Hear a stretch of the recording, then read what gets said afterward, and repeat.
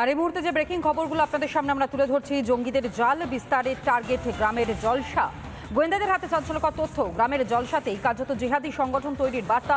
সূত্র মারফত খবর, এমনকি মুর্শিদাবাদ ও বিভিন্ন জেলায় জলসার বার্তা দিত এই জঙ্গিরা। গোয়েন্দাদের কাছে এসেছে একাধিক প্রমাণ, এমনকি বিভিন্ন জলসার ফুটেজ ইতিমধ্যে খতিয়ে দেখছেন তদন্তকারী আধিকারিকরা। অসম থেকে ধৃত শাহিনুর ইসলামের থেকেও চাঞ্চল্যকর তথ্য পাওয়া গিয়েছে, এমনকি সাদ্রাদের সহযোগী ধৃত এই শাহিনুর ইসলাম অনলাইনে জঙ্গি নিয়োগ করত। এই শাহিনুর সোশ্যাল মিডিয়াতেও বার্তা দিত ধৃত শাহিনুর। অর্থাৎ একটার পর একটা চাঞ্চল্যকর তথ্য এই মুহূর্তে তদন্তকারী আধিকারিকদের হাতে, এবং যেভাবে গোয়েন্দারা তারা তদন্ত করে চলেছেন, যে তথ্যগুলো এই মুহূর্তে তারা পাচ্ছেন সবটাই এক সুতোয় বাঁধার তারা চেষ্টা করছেন, এবং তাতেই চাঞ্চল্যকর তথ্য সামনে আসছে। জঙ্গিদের জাল বিস্তারে কার্যত টার্গেট করা হতো নাকি গ্রামে যে জলসার আয়োজন করা হতো সেই সকল জলসা। গোয়েন্দাদের হাতে এমনই চাঞ্চল্যকর তথ্য সামনে এসেছে, এমনকি গ্রামের জলসাতে জিহাদি সংগঠন তৈরির বার্তা দেওয়া হতো। মুর্শিদাবাদ এবং বিভিন্ন জেলায় যে জলসা আয়োজন করা হতো সেই জলসায় উপস্থিত থাকতো শাহিনুর। অর্থাৎ এই শাহিনুর হচ্ছে সাদ্রাদির সহযোগী শাহিনুর ইসলাম। তাকে জিজ্ঞাসাবাদ করে চাঞ্চল্যকর তথ্য এই মুহূর্তে গোয়েন্দাদের হাতে, যেখানে গ্রামে গ্রামে প্রত্যন্ত এলাকায় জলসার আয়োজন করা হতো, এবং সেই জলসাতেই মূলত জঙ্গি কার্যকলাপ যাতে আরও বৃদ্ধি পায় সেই কারণের জন্য বার্তাও দেওয়া হতো। অর্থাৎ জিহাদি সংগঠন তৈরির বার্তা এই জলসা থেকেই দেওয়া হতো। শুধুমাত্র মুর্শিদাবাদ জেলা নয়, একই সঙ্গে বিভিন্ন জেলায় এই জলসার মধ্য দিয়েই জঙ্গিরা তারা বার্তা ছড়িয়ে দিত। এই সমস্ত বিষয় নিয়ে আরও বিস্তারিত আমরা জানবার চেষ্টা করবো। ইন্দ্রাশিস আমাদের প্রতিনিধি এই মুহূর্তে আমাদের সঙ্গে রয়েছে। ইন্দ্রাশিস, একটার পর একটা চাঞ্চল্যকর তথ্য এই মুহূর্তে সামনে আসছে। কখনো আমরা জানতে পেরেছিলাম যে শুধুমাত্র অল্প বয়সীদের মগজ ধোলাই করা হতো, কখনো শুনছি পরিযায়ী শ্রমিকদের ফেরত আনা হতো, এমনকি কখনো স্লিপার সেল শক্তিশালী করা হতো, মহিলাদেরকে টার্গেট করা হতো, আর এবার কার্যত জলসাকে হাতিয়ার করা হচ্ছে।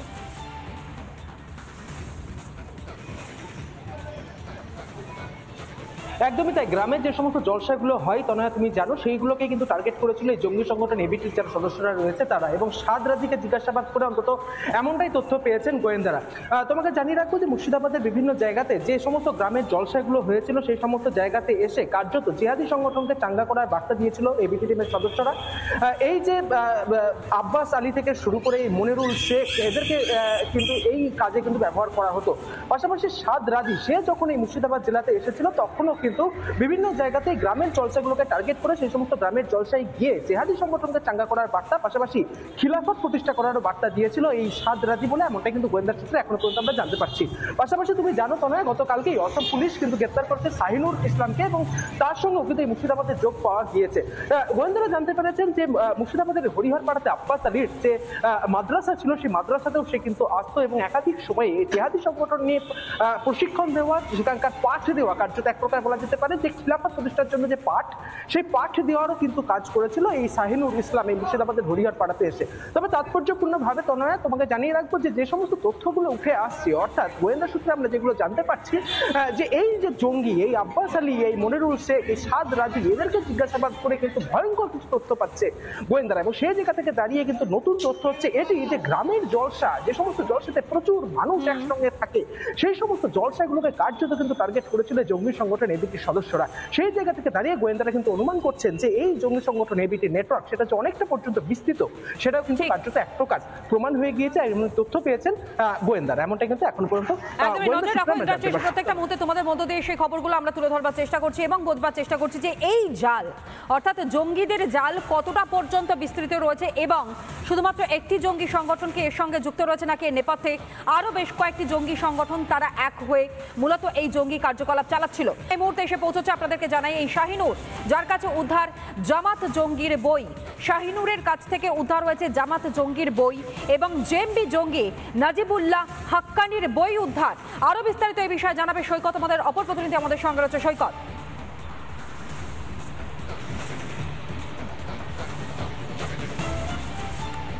একদমই, গতকালকে আসামের এসটিএফ এই নাজিবুল্লাহকে অ্যারেস্ট করেছে।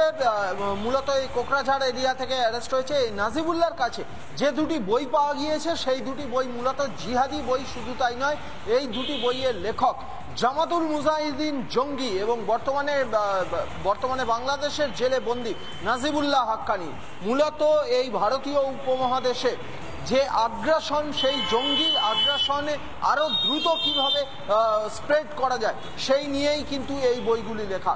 এবার পুলিশ, আসাম পুলিশ বা আসামের এসটিএফ একটা বিষয় দেখতে চাইছে যে এই শাহিনুর সে এবিটির এই মুহূর্তে এবিটির টিমে রয়েছে, সে কি আগে জেএমবির টিমে ছিল? তার কারণ হাসিনা সরকারের আমলে জামাতুল মুজাহিদিন বাংলাদেশ অর্থাৎ জেএমবির একাধিক শীর্ষ নেতা তাদেরকে গ্রেপ্তার করা হয়েছিল, প্রচুর ধরপাকড় চলেছিল, তাই দল বদলে সে হয়তো এবিটিতে চলে এসেছিল।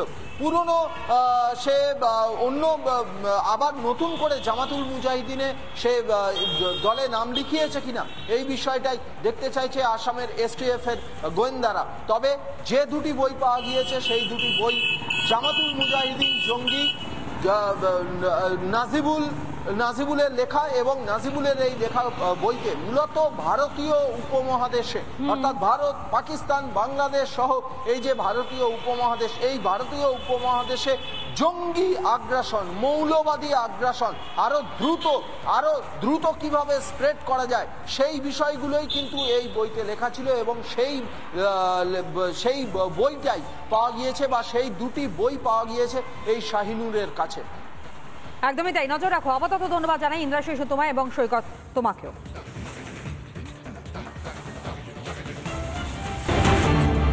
অসম থেকে ধৃত জঙ্গি শাহিনুর, এবং একই সঙ্গে জানাই এই শাহিনুরকে জিজ্ঞাসাবাদ করেই চাঞ্চল্যকর তথ্য। একাধিকবার মুর্শিদাবাদ এসেছে এই শাহিনুর, মনিরুলের বাড়িতে একাধিক বৈঠক সারে এই শাহিনুর।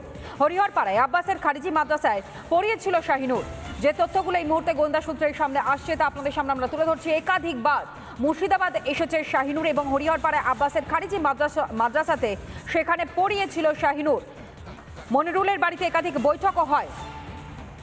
তবে এই খারিজি মাদ্রাসা, যে খারিজি মাদ্রাসার কথা আমরা বলছি তা কি, এবং আমাদের এই রাজ্যে খারিজি মাদ্রাসা ঠিক সংখ্যাটা কত যার আড়ালে চলতো এই জঙ্গি কার্যকলাপ?